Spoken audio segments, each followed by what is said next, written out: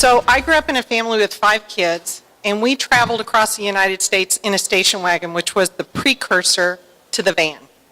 So my dad was a Marine turned engineer turned logistics guy with 5 kids.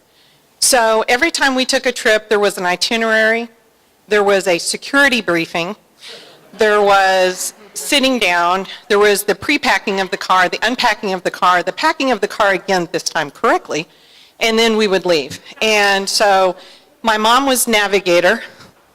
We know how that went. We got a card about that earlier.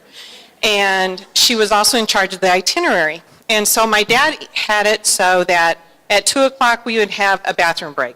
At 3 o'clock we would stop here for gas. At 5 o'clock we would have dinner here.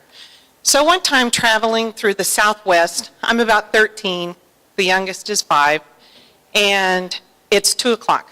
It's bathroom break time, and I swear to God, this is not a poop story, just so you know. No poop is involved in the making of this story. So, but it is bathroom break time, and we know the drill. You've got 5 minutes from the time the car pulls up to the pump until the car pulls away and leaves. So we all leave the car. I'd say we all go, but you're going to find out that's not the case. And so we get back in the car and we pull away. And 5 minutes down the road, the little blonde head in the front seat between the 2 parents turns to my mother and says, "I need to pee." And my mom does this. Because we've taken this trip before. We've been down this road before. Not the specific road, but we've been down this road. And she turns to my dad and she says, "Ken, you need to pull the car over." Now you got to understand that before we stopped, my dad made this announcement. We're going to pull in here, and after this, I am not stopping the car for 2 hours. And so my dad's response to my mom is this. And my mom just looks and she's like, "Ken, you need to pull the car over." And I'm in the back seat with my older brother going, and he's, it's like, do not draw attention to yourself when you're in the back seat. So my mom again, "Ken, you have to pull over. He's 5. His bladder has more control over him than he does at this stage of his life." And my dad's response to this is, and he won't pull over. And she finally begs him, "Please." And my dad says, "Okay, this is what I'm willing to do. 1, I will pull over to the shoulder of the road. 2, I will go exactly 3 miles an hour. But I am not stopping the car." And my mother does her signature move again. I don't care. Whatever you want to do, woman, it's up to you.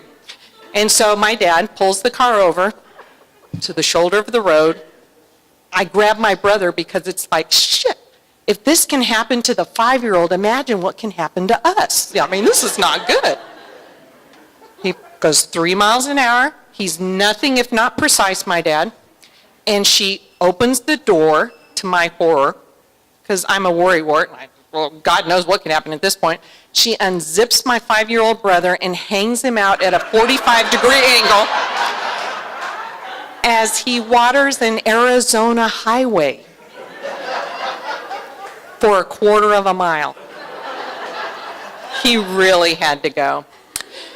So she pulls him back in, she zips him up, she sets him in the middle, and both parents are like this. Nobody's talking at this point. And I turn to my brother, and he's like, "Don't say anything." Because again, do not pull attention to yourself. And then I look over here, and it's like, "What's Elizabeth doing next to me? Pat's normally next to me." And I go, I look at Mike, and he's like, "Michael, Pat's not in the car." And he's like, "Michael, Pat's not in the car." And I'm thinking, I should say something. Should I say something? At this point in my life, Pat is the bane of my existence. I could not say something. It's an option. I'd take the fall for this one. So anyway, I say something. I say, "Pat's not in the car," and my mom goes, "What?" And then she does the nose count. Ken, the boy's not in the car. This is Pat. No situational awareness ever, and he's always called the boy. The boy is not in the car. And my dad's response to this is, he just keeps driving. And my mom's like, Ken, you have to turn around and go back for the boy. Ken, he goes, good for him. He can wait another few minutes. And we've been gone 15 already by this point. So it's going to be a half an hour before we get back to this know-nothing gas station in the middle of know-nothing, Arizona. And so I'm like, oh my God, Pat's just going to be like, we're going to drive up and he's going to be crying and it's just going to be snot everywhere. No poop. I promised you guys, no poop, okay? So we drive back. My dad pulls up right to the gas pump he was at before. And Mom's like, oh my God, find Pat, find Pat. My dad gets out of the car.